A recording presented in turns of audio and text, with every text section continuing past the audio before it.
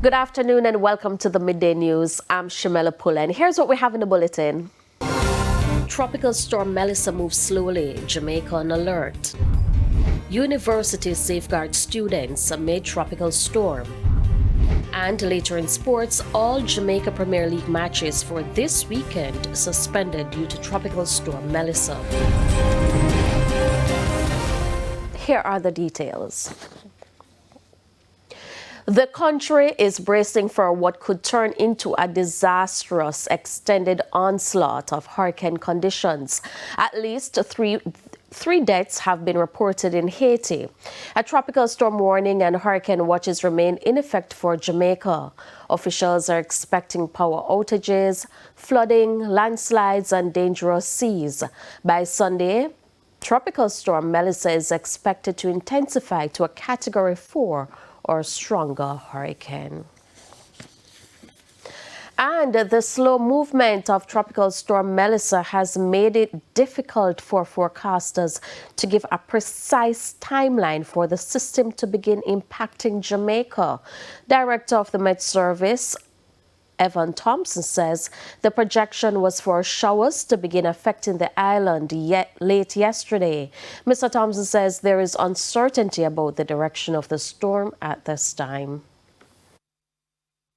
It has been investigated by aircraft reconnaissance, and it shows that there is a slight drift just beginning to take place, but that drift is not directly toward us yet. So we are watching that very closely, and the next bulletin will indicate the latest on that one. So what you're saying is any number can still play? That is correct.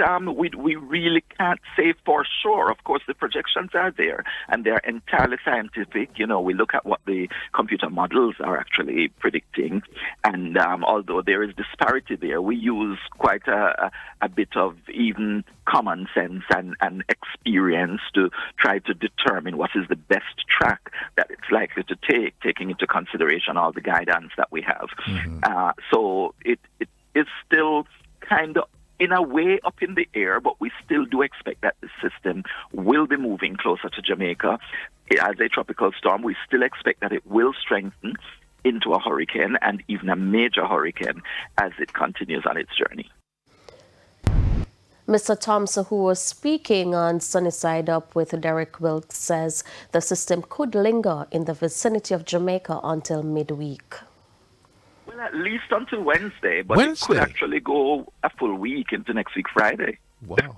So we are watching, and this is just that we would continue to see it in our territorial waters, and so we could continue to experience the impacts all the way through next week. The sea surface temperatures are very warm in the Caribbean, and that would generally cause it to strengthen. So there is a period where it is expected to go through a rapid intensification after it moves over the waters to the south, and so it could be moving from a Category 1 to a Category 3 or 4 over the waters south of us. And what that means is that we could see a similar scenario to, say, a Beryl or a Ivan or Dean, where it moves over the waters to the south of the island, but we are significantly impacted. Now, as Jamaica braces for the arrival of Tropical Storm Melissa, 3 of the nation's leading universities are taking precautionary measures to ensure the safety of students and staff. Antonia Atkinson reports.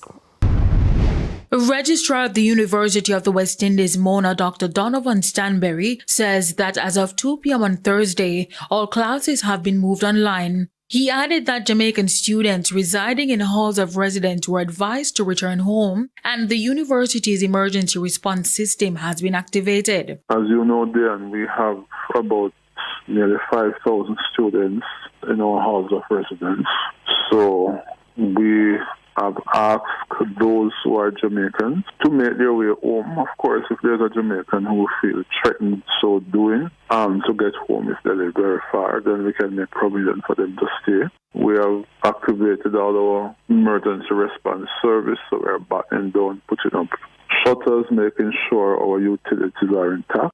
President of UTEC, Dr. Kevin Brown, says all staff have been advised to stay home until further notice. Since Wednesday, we have instructed lecturers to ensure that all their classes are now held online or remotely, and all our staff have been asked to remain at home and work remotely as well. And this is to just ensure that everyone is safe. In the meantime, we've also battened down our campus to ensure that we can protect all our assets. Meanwhile, President of Northern Caribbean University, Professor Lincoln Edwards, says adequate preparations are in place for students who are unable to leave campus. Those who are not able to return home, we have made adequate preparations for them to be housed and fed on the dormitory. Also, the workers, except essential workers, they have been allowed to go home to make their own preparations because the safety and security of our students and workers are our number one priority. And of course, the team is in place, battening down. The Ministry of Education announced the closure of all schools, which started Thursday, October 23, as a precautionary measure to ensure the safety of students and other stakeholders. Schools have been instructed to activate their education emergency plans to facilitate continued teaching and learning. This includes online learning. Antonia Atkinson, TVJ News. In light of the approaching tropical storm Melissa, all non-essential government offices will be closed at 2 p.m. today. However, essential services will remain operational and available to the public. The government is encouraging all citizens to stay informed using official sources. Two of the country's main telecommunications companies, Flow and Digicel, have been reassuring Jamaicans that they have put plans in place as the nation braces for the impact of Tropical Storm Melissa. Both companies say all necessary measures have been implemented to ensure reliable communication across the island. We are ready. Our teams are ready. Our emergency operations center is now open, and that will run 24/7 based at our headquarters. We have our field units. They are staged at the particular locations right across the island to respond at a moment's notice. Once we get the all clear, and that's a very important point, I want to make sure that everybody understands. We're governed under the National Disaster Risk Management Practices and Processes. When ODPEM provides the all clear to the country, that's when we are able to go out and understand and inspect what is happening and make those assessments. Our goal is necessary to keep the public connected. Telecoms, it's essential. Contacting service providers, contacting the emergency responders, we need to keep persons up and running. So we too want to add that Digicel has strengthened our resiliency. We are relentless in staying up to date with our customers, so 24/7. We have several helplines available. We have our new WhatsApp line, which was implemented, and our AI bot is available to serve. That number is 876-355-5000. We also have our main line 619-5000 as well as 100, and our Ruby available via the My Digicel app. Now, as well, we want to ensure that our generators are up and running. We've added additional backups. So we have generator systems. We have our solar project, which is well underway. So we are ready. The St. James Municipal Corporation says it has started preparation for the evacuation of homeless people across the parish ahead of the approaching storm. Speaking at an emergency meeting yesterday, Inspector of Poor Pauline Leckie said plans are in place to facilitate close to 200 homeless people.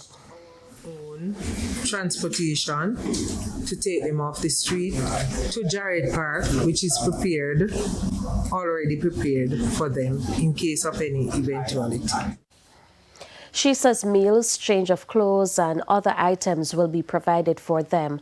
As for after the storm, the Minister of Labour has launched an app to better assist. Last year, Hurricane Beryl, it was a paper-based assessment.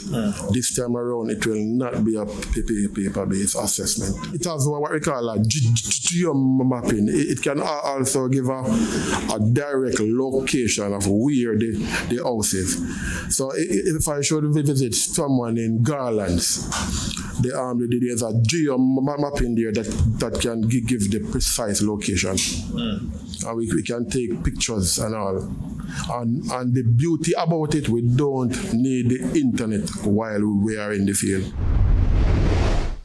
The Jamaica Association of Principals of Secondary Schools says some schools designated as shelters for Tropical Storm Melissa still have minor issues from Hurricane Beryl last year. The real matter is whether any of these are leaking. I know mine is fine, and I know some were set up from Beryl. So repairs were done with some from Beryl, so many of those should be okay.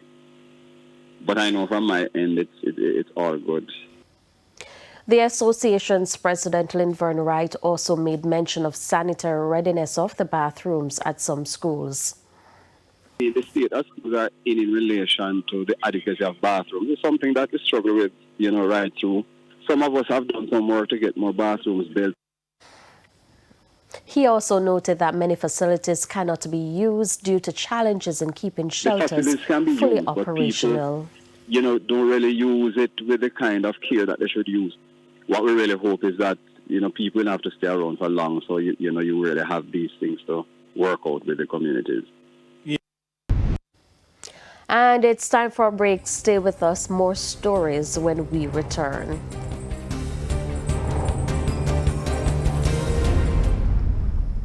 Welcome back. It's time for the Business Minute. Data released by the Statistical Institute of Jamaica indicate that the passage of the impending tropical storm Melissa will lead to higher food prices and higher inflation in October and November. This because food and non-alcoholic beverages account for over 35% of the weights in the basket that is used to measure the rate of inflation. The food and non-alcoholic beverage index jumped by 9% in September, pushing the rate up to 9% month-over-month in September and 2.1% year-over-year September of 2024 to September of 2025. And concerns from some residents in St. Elizabeth about the availability of locally baked goods such as bread. Jamaicans have been rushing to stock up on the good ahead of Tropical Storm Melissa. TVJ News has observed scores of empty bread shelves in supermarkets across the island. And that's it for the Business Minute. I'm Kerry Ann Simpson. It's now time for the top regional and international stories. In the region, the Trinidad and Tobago government says a United States warship, the USS Gravely, will dock in Port of Spain this weekend for a 5-day visit. The guided missile destroyer will conduct joint military training with the Trinidad and Tobago Defense Force, focusing on tactics, maintenance, and medical operations. The government says the visit underscores Washington's commitment to regional security and cooperation.